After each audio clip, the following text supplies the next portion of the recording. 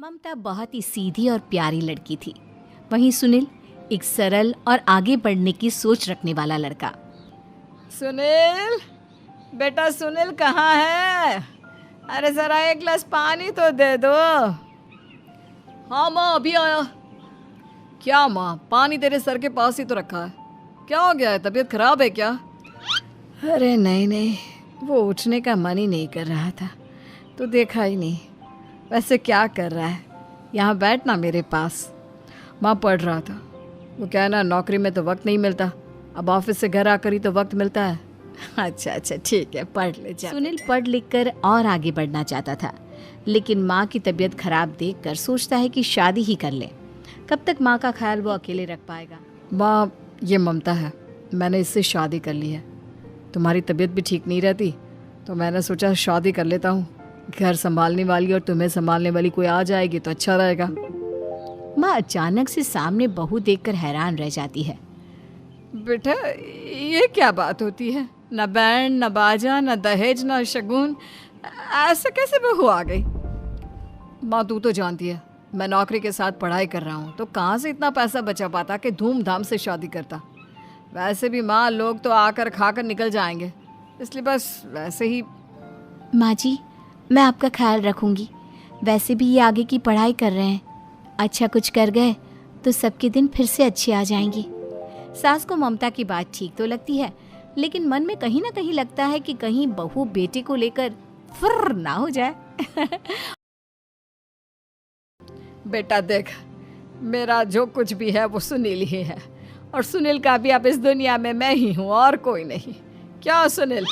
बिल्कुल माँ, लेकिन आज से ममता भी मेरे जीवन का अहम हिस्सा है, जैसे तू है। सास को बड़ा बुरा लगता है कि उसकी सल्तनत में कोई और हिस्सेदार कैसे हो सकता है।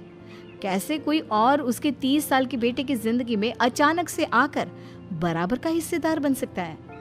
देख बहू, मैं भले थोड़ा बीमार रहती हूँ, लेकिन इसका मतलब यह नहीं कि घर की चीज़ों में मेरा कंट्रोल खत्म हो गया है। मैं आज भी इस घर की रानी हूँ, समझी?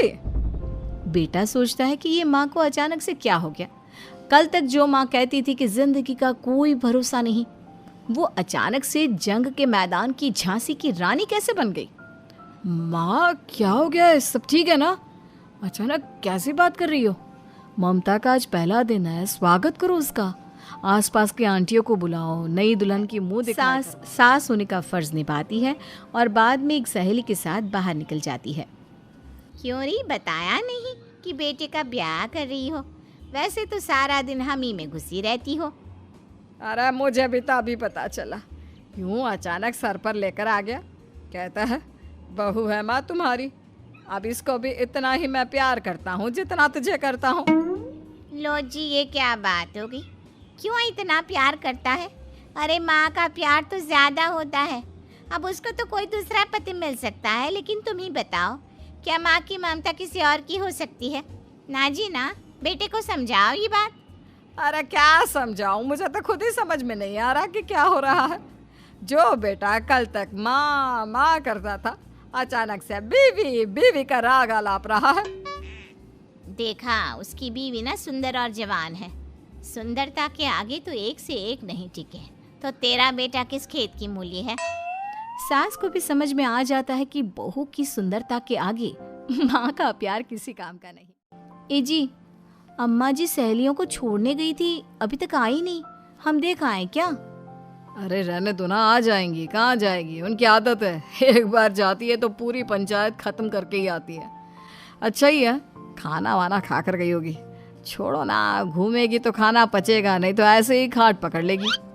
बहू भी शांत। उधर सास सोचती है कि आज थोड़ा देर से ही घर जाती हूँ, जब बेटा परेशान होकर ढूंढेगा तब मजा आएगा। बीवी को खुद ही पता चल जाएगा कि माँ के आगे उसकी दाल नहीं गलेगी। दूसरी ओर घर पर, ए जी, माँ जी अभी भी नहीं आई। हमको तो घबराहट हो रही है कि क्या करें, जाकर पता करें किसी के घर। अच्छा, कहाँ जाओगी ये भी बता दो। पहला दिन है तुम्हारा इस घर में, और एक ही दिन में मोहल्ला छानोगी क्या? हाँ, तो आप भी तो नहीं जा रहे हैं ना, हमको फिक्र हो रही है। अरे यार, ये रोज का है अम्मा का, खाओ और सो जाओ। बस फिर क्या था। बेटा बहू खाना खाते हैं और कमरे में सोने चले जाते हैं। जब सास को कोई देखने नहीं आता तो वो हार कर घर आ जाती है, जहाँ वो देखती है कि सारे घर की लाइट्स बंद है। सास को गुस्सा आता है। बहू, ममता बहू कहाँ हो?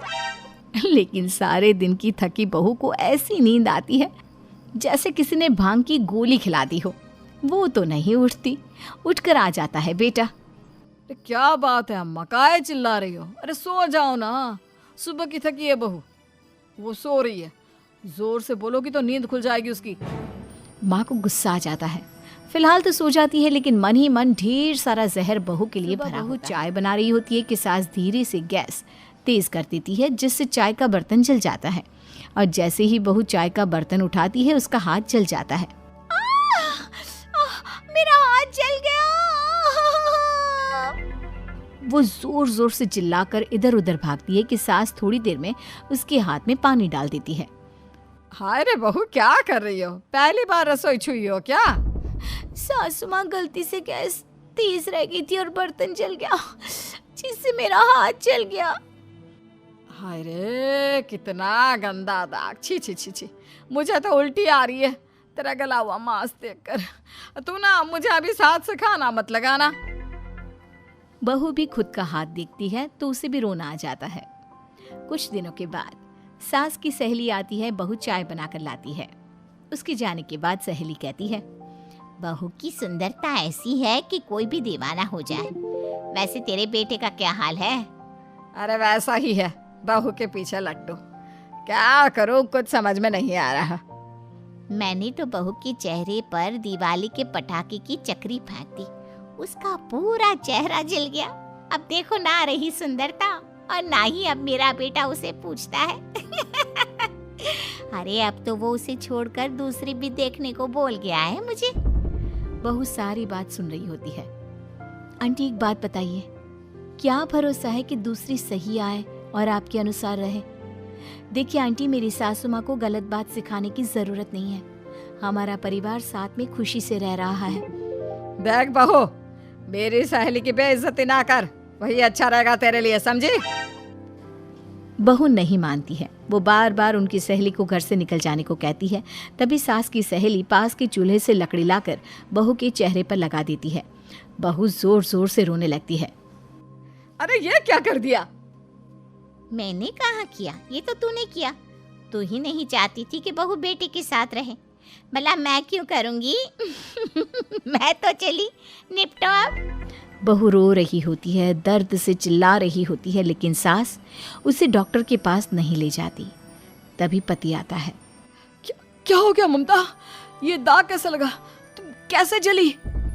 ममता कुछ नहीं कहती, बस दर्द से करा रही होती है। पति माँ की तरफ देखता है।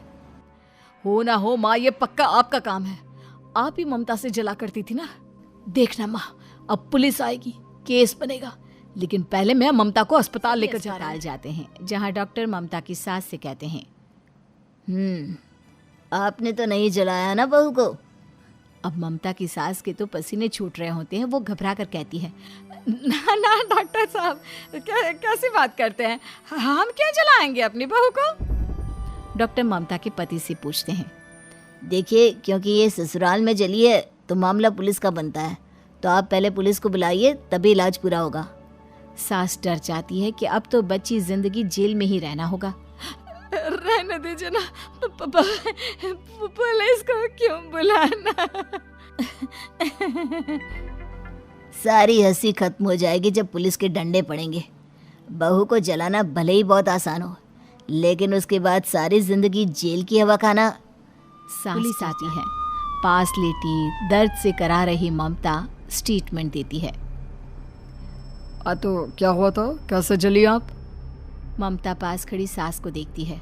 बेटी बताओ, कैसे जल गई तुम? ओए, काका का किरण वाली शाहरुख, चुप, बिल्कुल चुप। सास चुप। सभी इंतजार करते हैं कि ममता क्या बोलेगी।